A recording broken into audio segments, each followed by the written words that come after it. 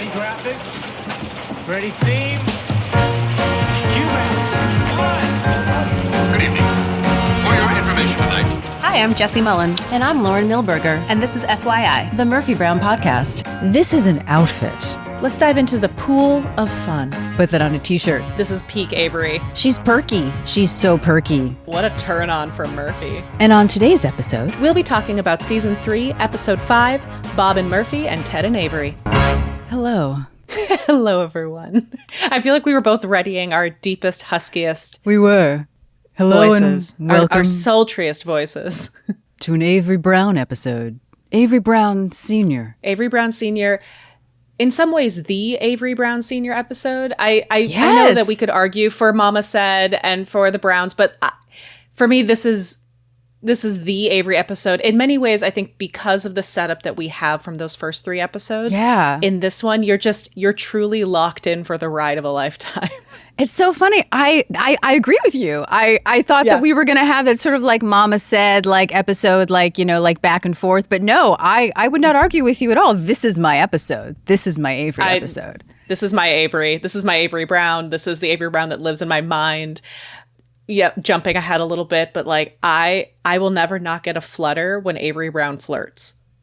There's just something about Colleen Dewhurst getting flirty that just like makes my heart flutter. I just when she this is peak Avery positions herself on her little pout, the foyer table, her eye contact, her caressing of a lapel. I'm just Avery, my queen. I love a good frap. Oh, I love her. Oh. So all that to say, everyone, surprise, surprise, this is an Avery Brown Sr. episode. Welcome to the fun. It is written by Diane English. It is directed by Scrappy Mr. Barnett Kellman. And it aired November 5th, 1990. And then something very special that we'll be talking about more towards the end of the episode, but something that we're very excited to talk about for a while is that then on November 6th, the new series Primetime Live, which was Diane Sawyer's series, did a full out behind the scenes, day by day on this episode. And it's absolutely fascinating. And I watched it so much as a kid. That, I think, and the book is what really got me so fascinated with the behind the scenes aspects of this show and sitcoms in general. I remember watching this and rewatching it for this episode.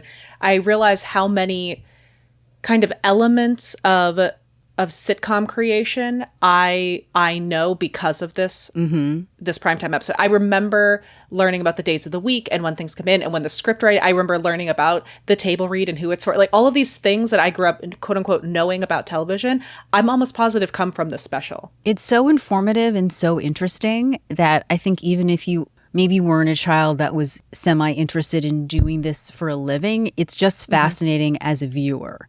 And we will be talking about it, but we will also show some clips on the social media, and then our Patreon will be able to watch the entire segment. I caught it on a rerun, which you'll notice in the recording, and I can't find it anywhere online. Like it may be the only copy available to the public at the moment is my copy. Dun, dun, dun. Dun, dun.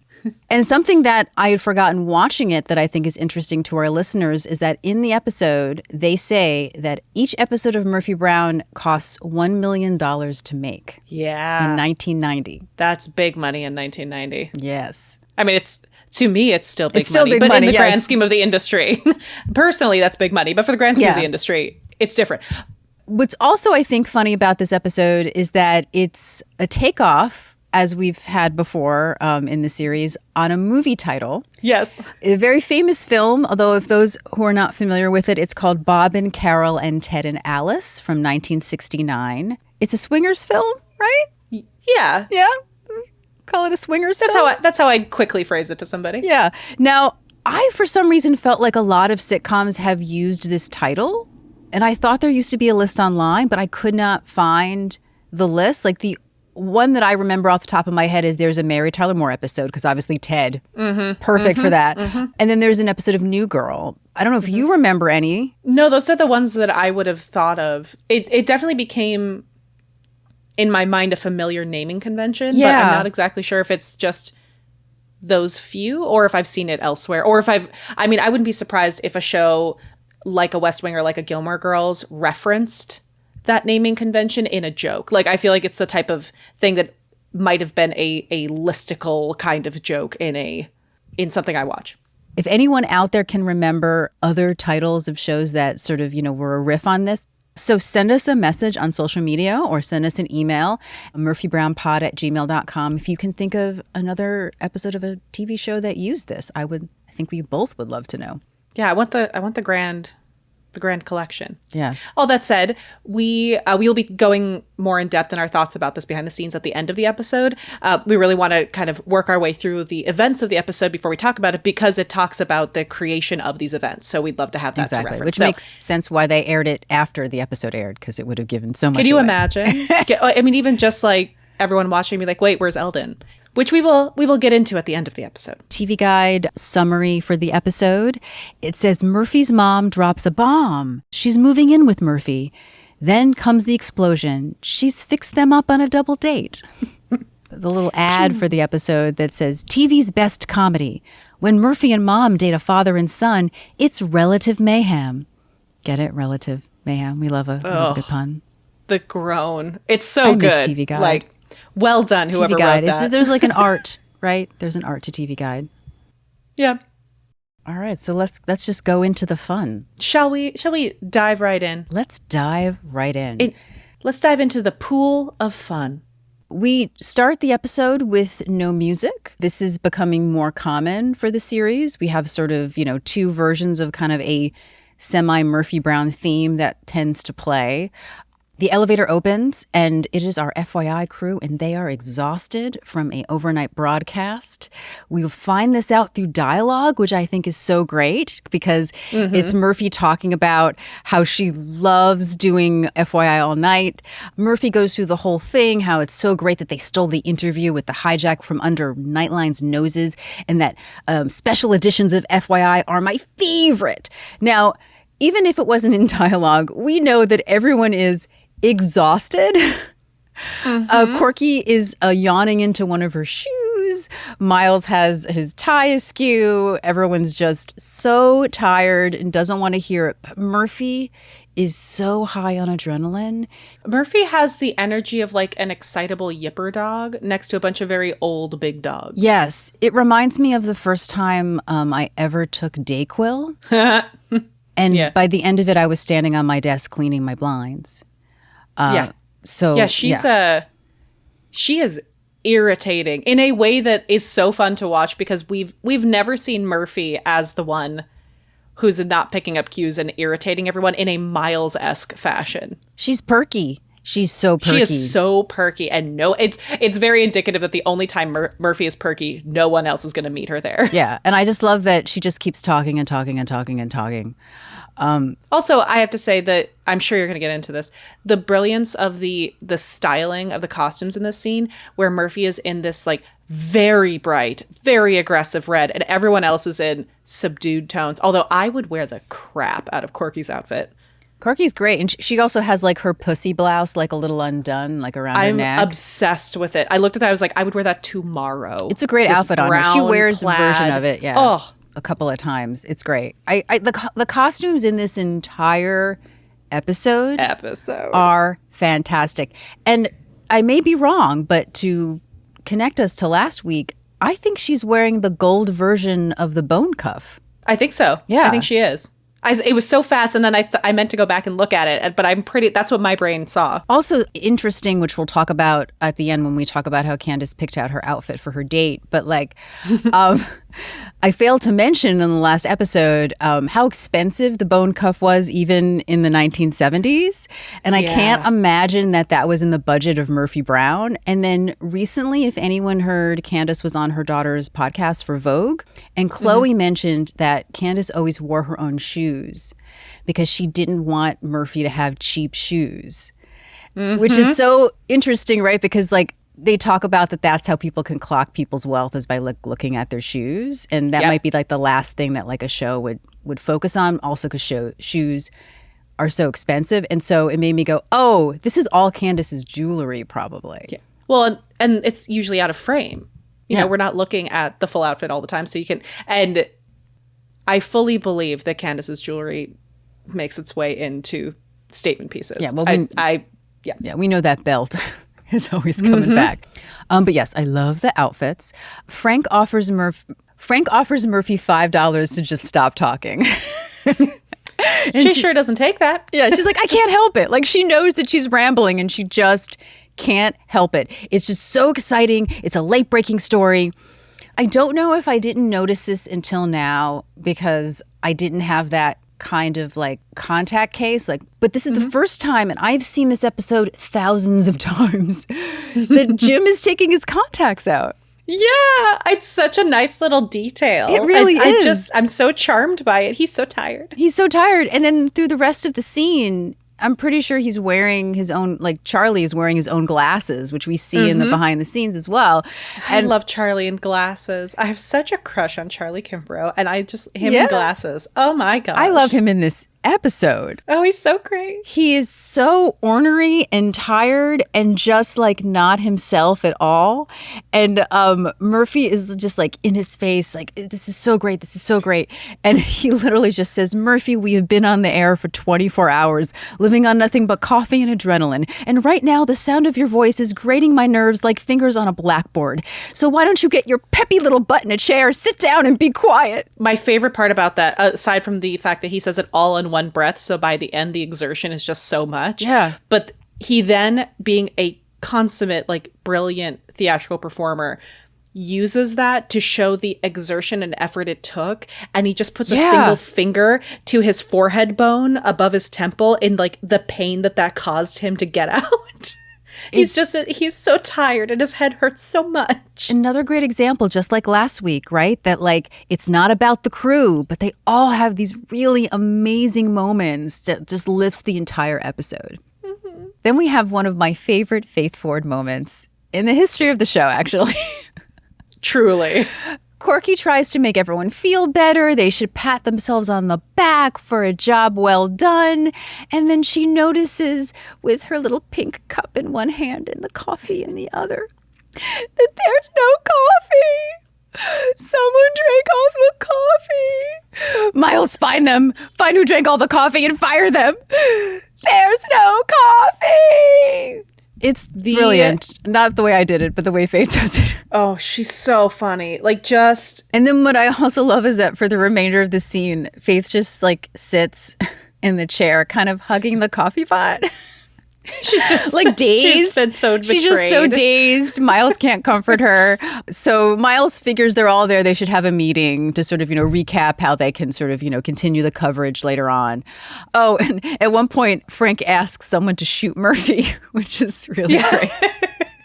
Can someone shoot her? But the meeting doesn't really matter because now that everybody is rapt attention to this meeting, Murphy has fallen asleep. Of course. So, in her seat. In her seat. Calls it for lunch.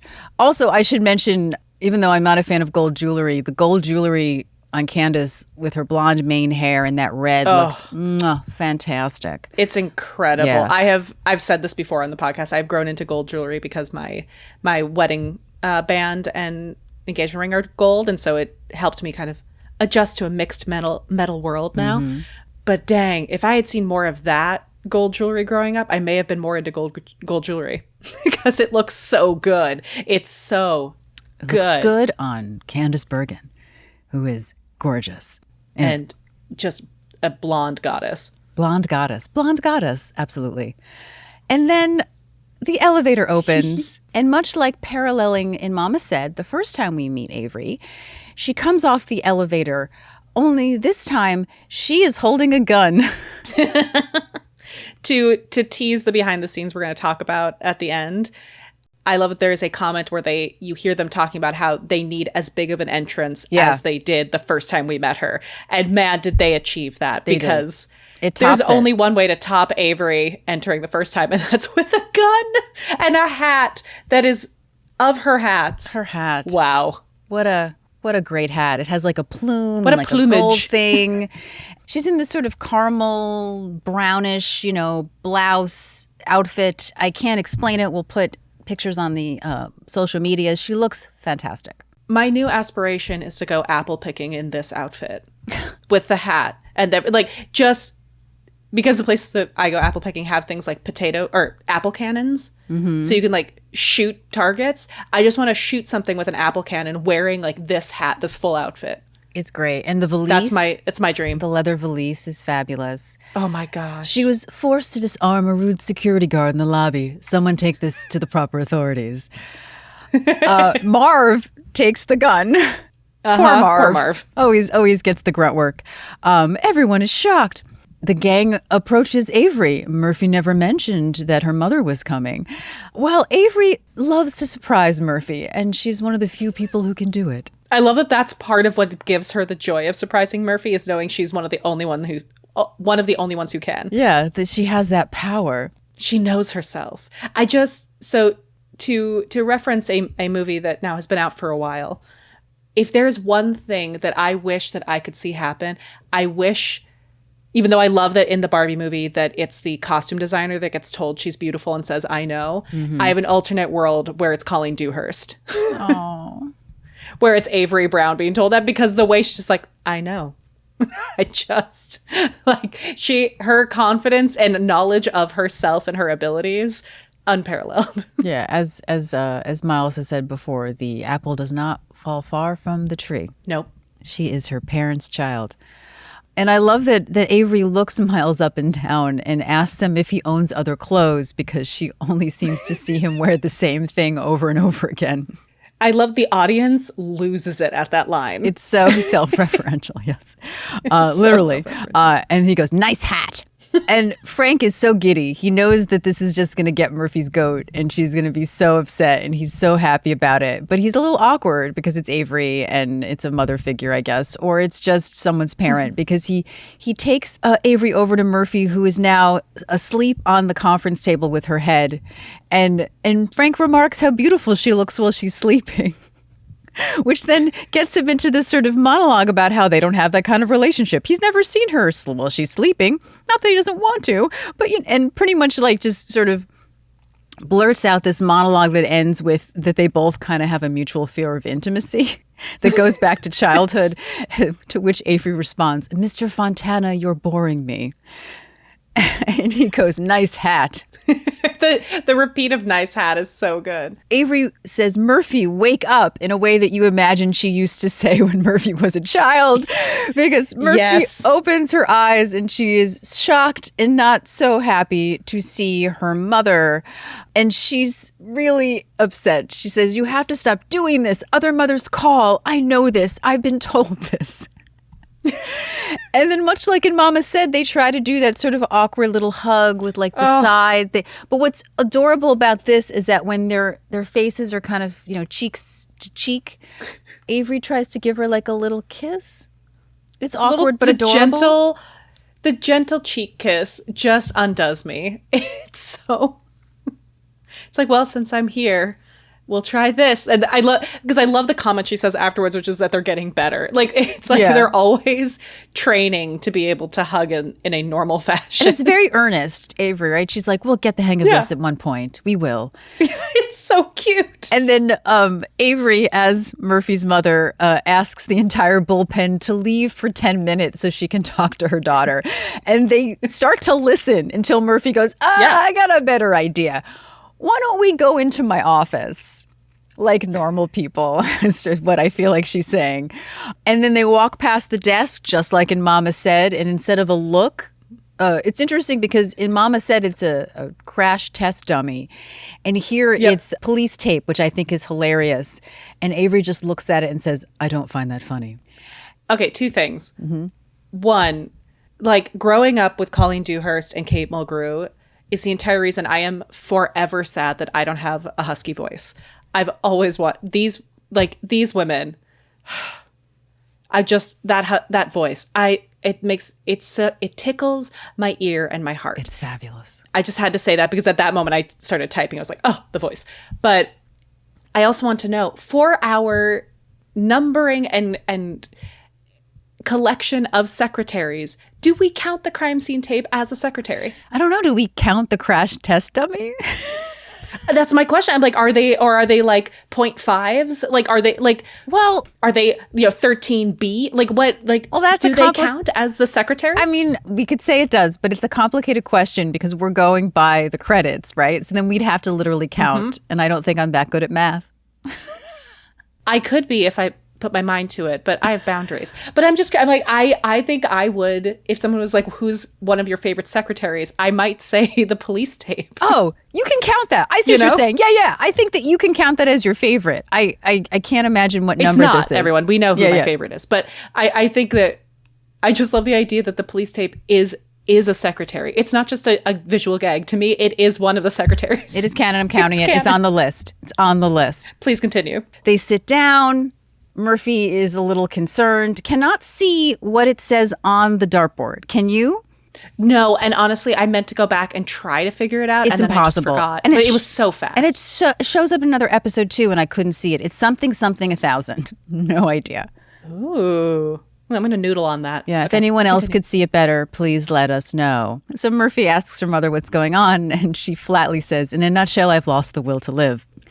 Put that on a T-shirt. Same, girl. Same. So she's decided that she's going to move in with Murphy permanently. To which Murphy, I love the way Candace says, she goes flag on the play, but she's sort of like peters out, like flag on the play. Like what's happening? Live with me, like in my house. She just, wakes up every morning and Avery feels like she doesn't really have anything to do. She's not really kind of living a life. And I think it's something that a lot of older women struggle with. And obviously, like, this episode is about being lonely, right? And Murphy and Avery are in different stages of their life, right? They're considered older women. But this happens to a lot of women, particularly of her generation, I think, who, whether she was like a caretaker in the sense of the way that other parents in the FYI team acted, right? Because, we know that Avery was a little distant. Murphy does mention, is this because, dad remarried? Like, it's a stage of life for older women that I feel doesn't get discussed on television that often. Yeah. Particularly back then. And it's kind of lovely to see that she's looking for a purpose, pretty much, Avery. Well, and I think there's, this comes up a little bit later when we find out why she perhaps possesses a certain skill, which is also alludes to, without overspending its time, she could have had a different life, but was expected to have the one she had, which is very much changing the definition of her being to being the role she plays for others. So what happens when those roles are gone, when her daughter no longer needs a mom, when her husband no longer needs that particular wife? What does that leave her with? And we find out how she spent some of her time when she was relegated to just a title. But I do think I think this episode is a beautiful encapsulation of kind of the quiet death of identity that a lot of women experience, who had the potential to yes and their life. And I think that loneliness, and I think a lot of times when we see the loneliness for a mature woman, it's often, my husband died. Exactly. And I think this particular scenario in which, especially because I just love the fact that this conversation is happening 15 years after they divorced. So like this idea of like, she's been fine. Or has she? Right? Or has she? Like, well, no, but we know she hasn't, especially after the 2-part episode with the two of them. But this idea of like, this is the thing that finally pushes her to this feeling and to express this feeling, to find this vulnerability and this need for help, even though she's not saying help me, but she's clearly saying help me. I do want to also, in this conversation, reference what we know was the original plan for her character and how this could have been. Should we talk about that? Yeah, let's talk about that. Yeah, I think we should. So, for most people, who listen and are fans like we are, know Colleen Dewhurst, this was her last credit on Murphy Brown. She passed less than a year after this was filmed. The plan was in season 4 for her and Mr. Brown to come back together, which is something that makes complete sense because you look at their 2-part episode, you're like, yeah, they're obsessed with each other. Like, they're meant to be back together. So this idea that this episode was like a bridge for her story that would eventually lead back is even more heartbreaking, I think, to me. Yeah. And I love the way Diane described it. It would be that they would carry on a wild affair in Murphy's house. Yes. Like, just brilliant. And like, I think there's so many levels to why I think this episode is such a great bridge between the two. This idea that this woman felt this way, but then is given this season of her life where she figures out she's actually okay on her own. And then the return to each other happens again. Like this idea that, that the whole cliche of you never find someone when you're looking. It's once you stop looking that you find someone. But this idea of like she gets her, much like her daughter, as a mature woman, finds her identity on her own and then would have the opportunity to have her torrid affair with her ex again. I just think that that's so much better than it happening in a moment of weakness for her. Yeah. And taking him away from the, this blonde little plaything that he has, right? Like that. Mm-hmm. And I think there were a lot of stories at this time of Colleen's generation in pop culture about women who had, the first wife, right? Which still sometimes happens. I put him through law school. I put him through med school. I did this sacrifice. I had the children. I did this. And then when he was done with me, he moved on and I had nothing. He got to go have his fun life. Yeah. And something interesting from Colleen's biography is she said that in the 70s, women who she went to college with would come backstage and just say how proud they were to watch her career, to know that a woman had done so much with her life.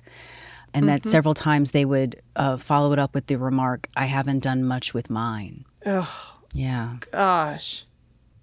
It just, But what's also lovely about this is that they make it funny. They do. Even the last scene, right? Like this episode has so much emotion underneath it. This is a great example of what I love about Murphy Brown. I think that we both love about Murphy Brown is that it is a sitcom, but it is always dealing with dramatic issues. And, life is filled with comedy and drama, right? Like that's what I love about sort of this dramedy idea. And I wish that we had more of it, at least in sitcom. But, we've talked about that for a while, so I won't belabor that. But it's a really funny episode, but still at the end just like pulls at your heartstrings. It's so lovely. And it helps to have really amazing actors in this. Yep. So Murphy is wondering if the reason that her mother is feeling this way is because, her father remarried, which of course Avery is like, oh, did he? Which we all know she knows. I mean, she's met the wife.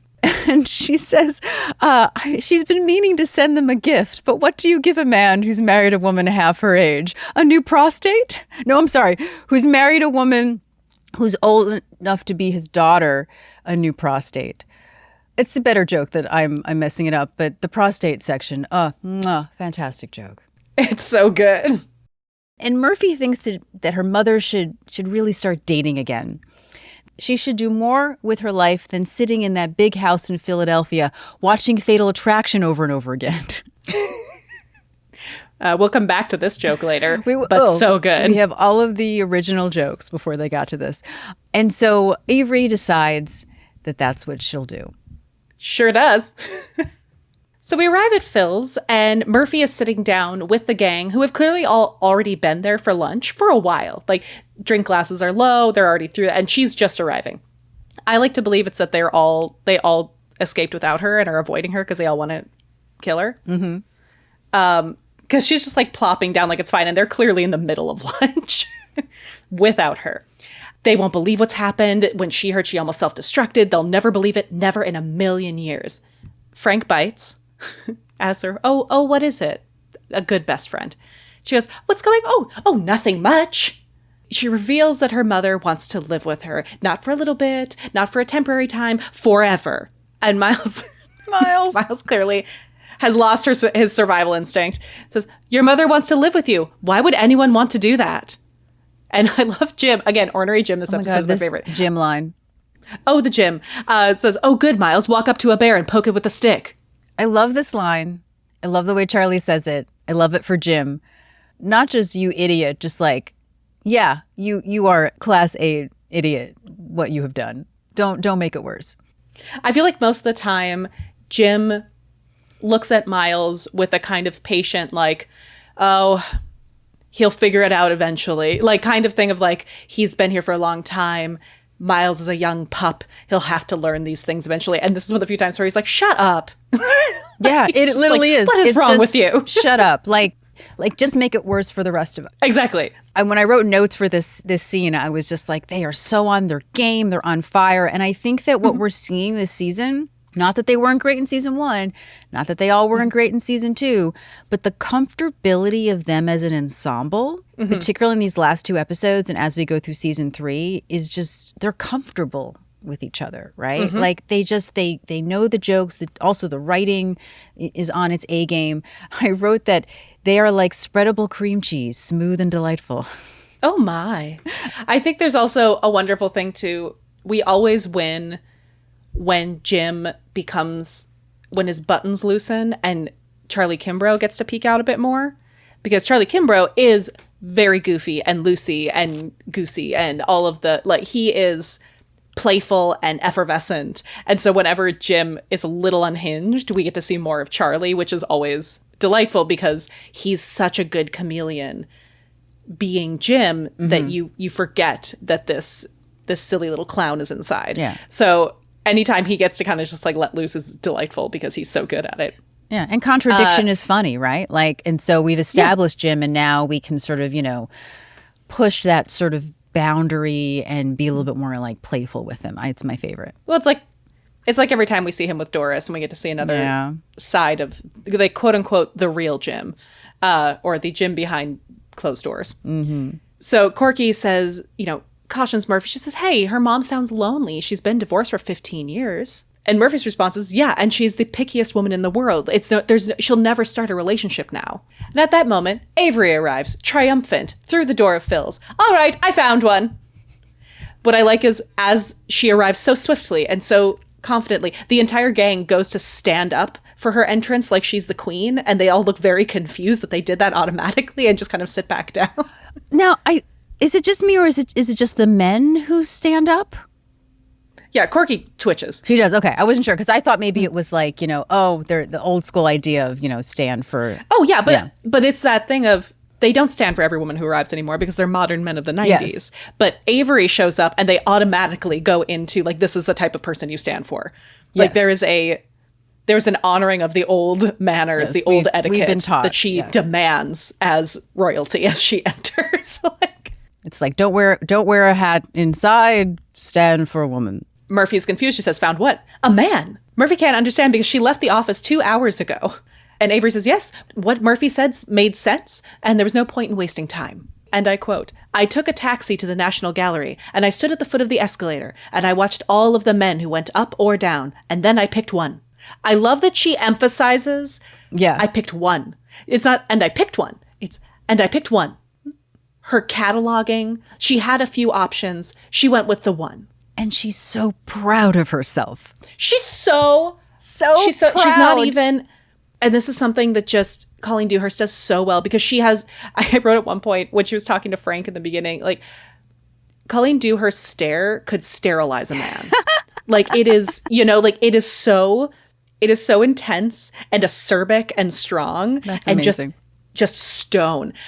But what is so great about Colleen Dewhurst, and I think in a similar vein to Charlie Kimbrough playing Jim, is that they can play these really firm people, but she is actually a very playful, joyful human and gentle human, actually. But she has this look and this voice, and she's learned how to use it. So when Colleen Dewhurst gets to emerge from behind with her joy, I wrote later, Colleen Dewhurst's laugh is one of the great joys of my life. I just think it's so great. And it always kind of barks out of her like she's surprised it's happening. And so watching her get to be proud and joyful about it, because she's not smug in this moment. She's so excited because she did it. And it's really special. She did it. It's a job well done. Exactly. She did it. Job well done. Again, the apple does not fall far from the tree. Yeah. And Murphy cries, oh God, my mother's gone crazy. And what I love is then Avery turns to the gang and she takes center stage behind the hero table. And it's pure theater in the best way, because she starts doing the presentational sharing of the information to the group, but it's clearly also out to the audience. It's perfectly theatrical. And she says, I followed my selection up to the 3rd floor. I noticed he was quite attractive, with a nice head of hair, and he wore no wedding band on his strong, spatulate fingers. Murphy cries she can't do this. You can't just stalk innocent people in a museum. You have no idea who this man is. He could be a bigamist or an axe murderer. Avery assures her that he's a lovely man, and recently, she turns back to the group, he sold a small appliance company for quite a lot of money. And Murphy turns to Murphy. Best of all, he has a son. Joe's best performance in this entire episode. He so just good. Cries from the table, a son! He grabs Murphy's hand. Did you hear that, Murph? He has a son! And then she just slaps his hand. Just smacks him so away. Good. Oh, it's one of... It's such a, like... best friend, annoying brother energy that he does so well. I could watch that moment, like, and just the way that she like slaps his head. It's just the two of them. It's so, again, they're all on their game in this scene, but like, oh, I love that. A son. Did you hear? He has a son. He has a son. Murphy says she knows where this is going, and the answer is no. Avery tells her not to be stodgy. I just want her to have a British accent at that moment. And to take a little of her own advice, I find this so fascinating that this is the episode after Jerry. Yes, and I want us to talk about that, right? And of course, this comes into the final episode when she talks about, like, do you ever worry you're going to be alone the rest of your life? Yeah. Because it's so funny that she's saying, take a little of your own advice, try dating, try finding someone right after she had this moment with this man who was like her match. But it was too hard because of who they both were and because of their jobs. So I'm sure we'll talk more about this at the end when some vulnerability comes out. But I was like, oh, man, ow. I know this episode, I've never thought of it in terms of its air order, I don't think, because I just think of it in terms of Avery. So seeing this right after she just went through that with Jerry, I'm like, oh, Avery, you don't understand. So Avery assures her, take a little of her own advice. Tell her, everybody. And she turns to the gang, and the gang immediately goes straight into their food and try to ignore everything. Just tell her. And everyone very joyously leaps in to tell her. I love that Jim is like, listen to your mother. We cut to the townhouse. Eldon was cut from the opening of this. We'll talk about his line when we get to the end. Mm-hmm. But so we're just at Murphy. She's in very comfortable clothing, which, not to spoil the ending, but... it literally has to be Candace's clothes because she's wearing it in rehearsal. And I noticed that watching these back to back. Thank you. Yeah, I was like, oh, okay. Again, Candace wearing her own clothes. Just the pin. Different shoes. And I recognized the pin. And I started thinking, oh, yeah. And like in the 90s, there was this thing of like we had these really big like pins like that we would put on sweaters and jackets and things in ways. It's like it was just sort of a big flashback for me when I saw that and remembered it from the last episode also. It makes me so nervous seeing it on a sweater, because all I imagine is the weight of the pin pulling on the sweater. Oh no, I hope that sweater is sturdy enough for this pin. Pretty much Murphy is not dressed for a date. Her hair is up, she's working.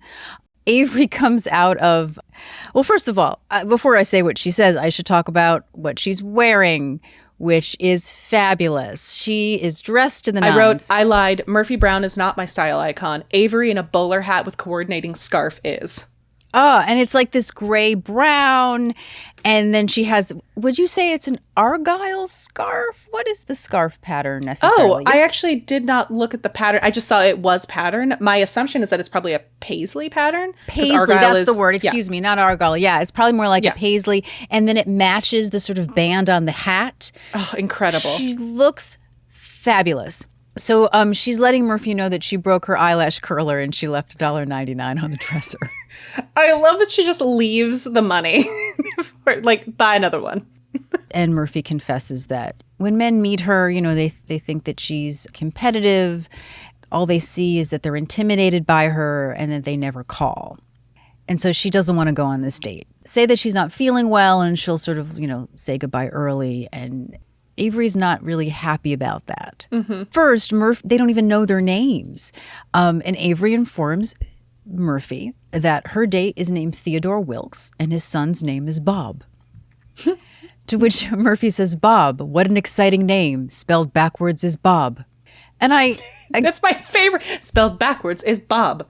Same. And it, again, a line that is not funny on paper, but I thought as a kid that this was so hilarious, and it helps the way that Candace goes Bob. Oh man, all three letters count in that word. It's just so funny to me. The doorbell rings and Murphy is still making her mother promise to tell them that she's not feeling well. And Avery just is sick of it and she can't take it. And she reluctantly says yes. And she goes, "How did I raise such a prude?" And as Murphy goes to open the door, Avery leans backwards on the foyer table like she is drapes a herself. sculptor. Drapes herself is the perfect word. Just looking fabulous for the entrance. And then Murphy rolls her eyes at her mother. It is a perfect mother-daughter moment. I love getting this glimpse of young Avery seducing men. Right? Because it is this idea, and this is something that happens throughout in the next scene that we'll talk about, but it's like this war of generation of how you flirt and seduce by generation. And I love when shows have that kind of that conflict, and the actor playing the older generation shows that they have this kind of like arrested development of their social skills. Like her flirting is stuck in her generation. And so you're seeing a glimpse of, rather than watching her struggle with now, you're just seeing her like fully commit to what was her, because I truly believe Avery was an incredible flirt when she was like, quote unquote, in her prime. Like when she was a young woman, she was incredible at flirting for the time, which now looks dated.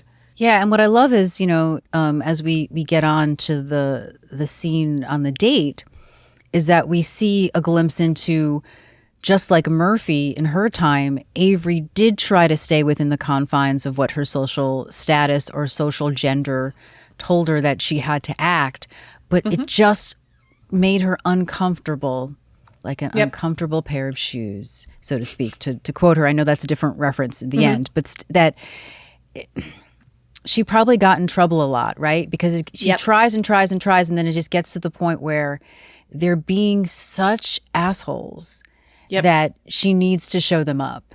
And you know that that's exactly what Murphy did, only Murphy grew up in a time where it was a little bit more okay, even though it was going against a lot of social norms, to push out of the gender roles of women.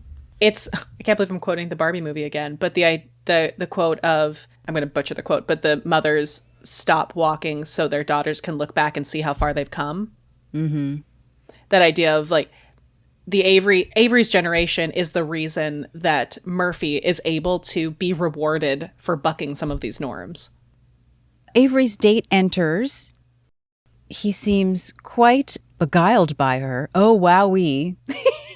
He has a gift in his hand, and Avery mentions that he's wearing a belt. She likes that in a man. She likes that in a man. She's already training him. He looks at Murphy, and then it dawns on him that, has anyone told her that she has Murphy Brown's face?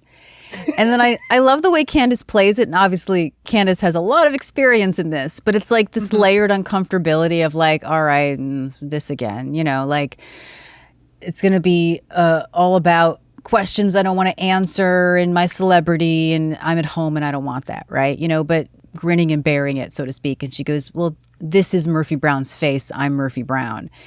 And he's like, oh, I'll be a son of a gun. This is more exciting than when I saw Kay Ballard at the car wash. I have to say, I feel like part of, and this is maybe just in the way that Candace plays it, but I feel like part of her discomfort is mitigated by the fact of the phrasing. Has everyone told you that you have Murphy Brown's face as opposed to you look like Murphy Brown? Like it's such a specific, like no one says you have this person's face. Yeah. It's such an intentionally like weirdly charming phrase for her to be able to have this kind of quippy response of like, well, this is her face. I am her. As opposed to, well, I look like her because I am her. I feel like there's some of her discomfort is mitigated by the fact that she gets to have this comeback. He tries to compliment Avery by saying, well, that's obviously, where Murphy got her good looks. Avery is so girlish and flirty and just, oh, thank you, being this idea of what she thinks she has to be for a man. This is when her date offers up a gift. It's a travel blender. It's part of his line from the company he just sold. And unlike his competitors, it has a frap speed.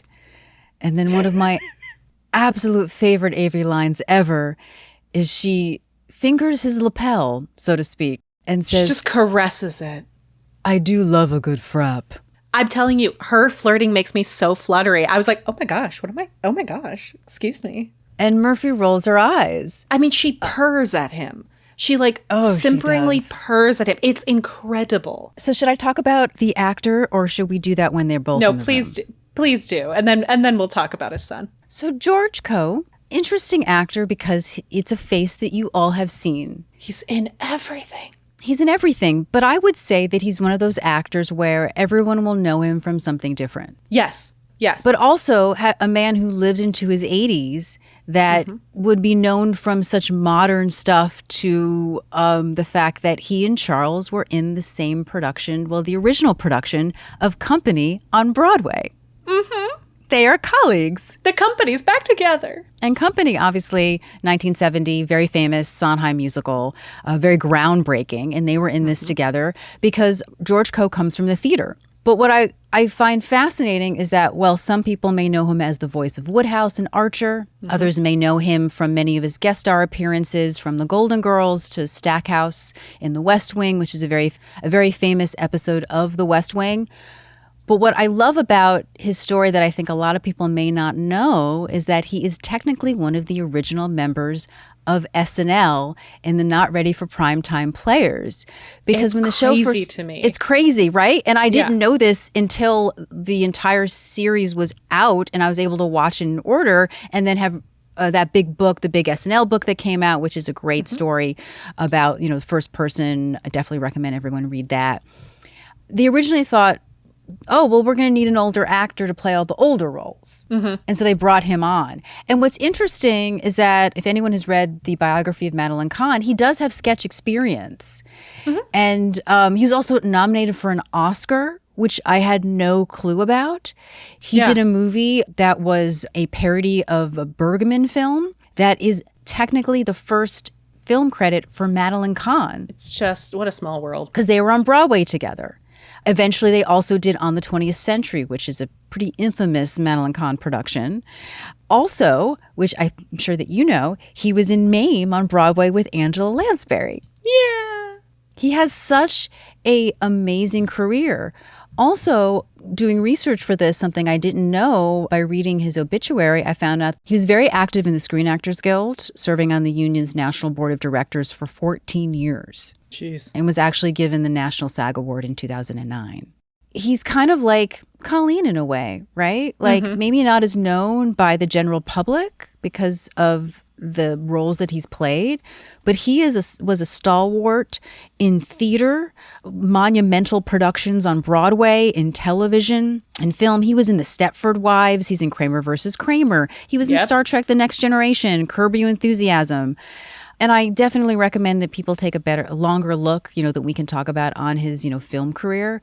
But just such a storied, amazing actor. And I had not realized that until I did a lot of this research and how closely he is associated with Madeline Kahn in the early years.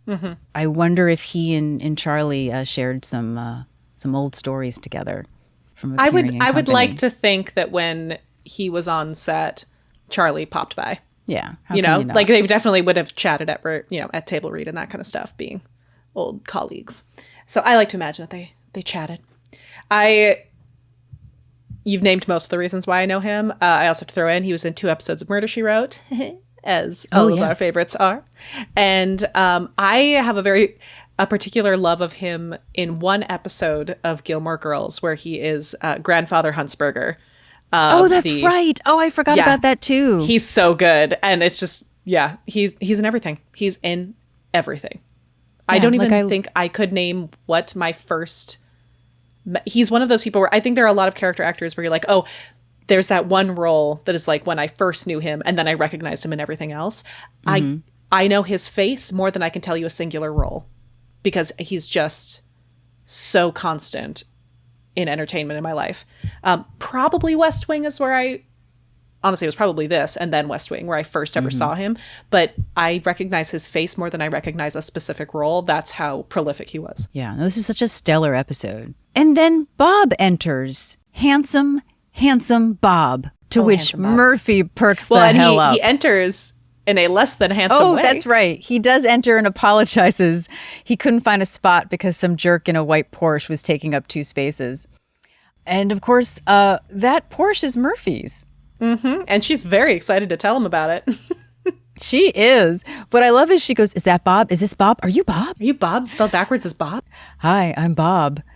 Yeah, so Murphy introduces herself as the jerk with the white Porsche, and then does this thing where she just like keeps putting her face in his face, like very like obviously just jetting out her neck. You know, there was something funny that your dad said. You know, he said that I had Murphy Brown's face. Isn't that funny? Isn't that Like funny? face. And he kind of pretends that he doesn't know she's Murphy Brown. But we know later on, of course, that he knows that she's Murphy Brown, but not before he lets her know what his job is. He is a White House speechwriter. He wrote one of her absolute favorite speeches for Barbara Bush, her speech to the Wellesley graduates. In fact, she calls it brilliant. What a turn on for Murphy. Real turn on. What's great is that Bob tries to be nonchalant that, he did recognize that she's Murphy Brown, of course. But, once you've seen the president make French toast in his underwear, you've seen it all. And she thinks he's so funny. Oh, she thinks he's so funny. I have so many times in this where I'm like, and they laugh. And also what's a great thing is that Avery says that, Murphy may be excusing herself early because she's not feeling well, to which Murphy says, oh, no, Mom, remember, right before they came, I said that I was feeling much better. And then, of course, Avery goes, no, I don't. It's so good. And she is just like, no, we're not doing this. And then Theodore puts his hand on her hand and pretty much says, that's happening to me too at our age. Just the worst. He is not picking up what's being thrown down most of the time. Bless Ted. Bless him. What's also great is that Bob does admit that he did know that she was Murphy Brown, and that he's not blasé about celebrities at all, and that if he saw her making French toast in her underwear, he would never forget it. And she laughs because she knows it's so adorable. She is so it's a good line. So smitten. Shall we discuss the actor playing Handsome Bob, spelled backwards as Bob? Yes, please. So Bob Wiltz is what's really, for a little behind the scenes information for all of you, when we talk about who's going to kind of talk about a guest star, that kind of thing, there's usually like this person is doing a lot here, or they have a special connection to one of these. We were so split on who should do Bob and who should do Ted because these two actors are equally prolific and important to us. So we flipped a coin, and I was thrilled to get John William Getz, or John Getz. John Getz is a true, and I think it's so perfectly summed up in him playing Bob in this episode. He's such a classic Midwestern handsome man. Mm-hmm. He is born and raised in Iowa. He went to the University of Iowa. He is 6'2".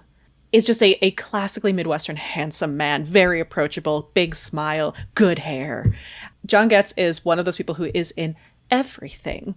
Seriously, and still is, because he's still kicking and working hard. He's still relatively young. He was only born in 1946.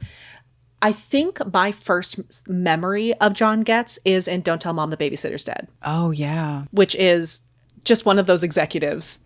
And I have such strong memories of him and his coworkers in that particular movie. I mean, I was so obsessed with that movie when it came out in 1991, I think. Yes, 1991.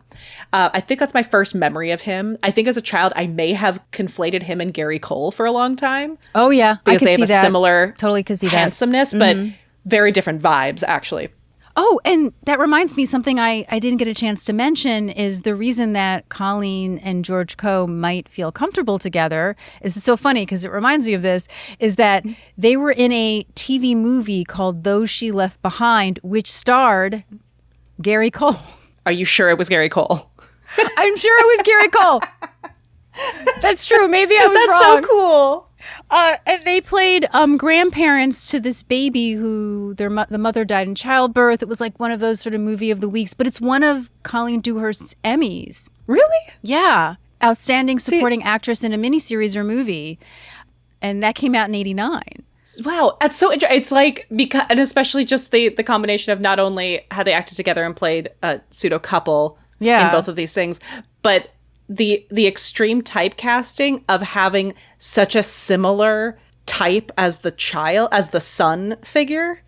Like that's why I was like, oh, that's so funny that you said that. And then I remember. My mind's a little warped right now. Like maybe they are the same person. Maybe I was wrong and they've been the same person the whole... Have we ever seen them in the same room is my question. Because now I think I just undid decades of learning the difference between these two men. I'm so sorry that I've confused you now. No, I thank you. I thank you for the challenge. But so John Getz grew up in Iowa, graduated from University of Iowa. He got stage training at ACT in San Francisco. One of my favorite credits that he was in a children's theater production in Napa that eventually transferred him to New York, which led to his first East Coast play at La Mama with Danny DeVito. Oh, wow. Right? Another huge memory I have of him, though I didn't see this until later, he's also in the sequel of The Fly. I didn't see that until I was older, thank goodness, because then I could enjoy it. I think it would have really messed me up as a kid. One of my favorite random pieces of trivia about him is that he still keeps the rubber prop of the foot that the title monster in The Fly melts off. Oh, wow. He keeps it in his home's refrigerator and shows it to his son's friends. That's kind of awesome. It's such a dad move. I'm like, yes, John. Yes, you do. Hey, kids, want to see a foot? Want to see a foot? Again, as I said, prolific. So many guest star roles. Another person you might know as a congressman, in his case, in multiple episodes of The West Wing. He is in 2 episodes of Murder, She Wrote. I also have a memory of him in Curly Sue, which, if I'm correct, that was John Hughes' last movie, right? Oh, I don't know if it's the last movie. It's definitely John Hughes. Yeah, I think it might have been his last one. Don't quote me on that. It's been interesting to watch him go from kind of the handsome, well-meaning young white man in his younger years to now playing a lot of kind of political, potentially smarmy figures as an older man, which is it's great because that's where the roles have gone for that particular type, and he's so good at it. He's in several episodes of Homeland. The most recent things I saw him in, he was in 2 episodes of The Last of Us, and he was also in Reservation Dogs, which if you haven't watched, please go look at that. But also the new Fatal Attraction miniseries. Speaking of Fatal Attraction. Hey, he's perfect for that. Yep. Anyway, he's another one where I could talk forever about everything he was in. He's worked consistently, and he has one of those careers where if you don't recognize his name, you do recognize his face, much like George Coe. They're the perfect father-son duo. They really are. It's funny how some of their credits kind of overlap, right? Mm-hmm. It really feels like, again, it feels generational. Like the roles that George would have gotten if he was younger, yeah. I feel like John got. I feel like I should also mention that George Coe did die in 2015. I never want to sort of, end things on a sad note necessarily, but he was 86. Good yeah. Long life. Yeah. That's right. So Avery, she really wants to do something interesting on their date or adventurous. Tired of these fancy French restaurants with imported wine lists and desserts written up in the newspaper. And well, bingo, that's what they had planned. So poor Theodore looks so crestfallen. He's so crestfallen, but Bob turns it into a joke. He goes, "Plan B, Dad, go straight to the hotel." And Murphy again laughs. She just finds him and so they funny. Laugh. Avery thinks that they should all just drive around, and she thinks that they'll find it when they see it. And Murphy pretty much says, "Let me get this straight, Mother. You want to cruise around in the dark until you find some action somewhere?" And Murphy is right, because the next scene, Jessie. Well, we find where they end up. We are entering I would say, what is implied to be a somewhat seedy pool hall. Yes. This is what I have written. Before the siren outside, indicating a shady neighborhood, is over, we must stop here and immediately discuss the outfit of Ms. Murphy Brown entering the door. I mean, you don't even have a breath before you're like, boom, outfit. Would you like to discuss, Lauren, the choice made for this outfit? Yes. So in the I keep calling it a documentary. So in the Primetime Live episode, we see Candace picking out her clothes in the costume vault. And she said that she wanted to pick this particular outfit because it made her feel like a toreador.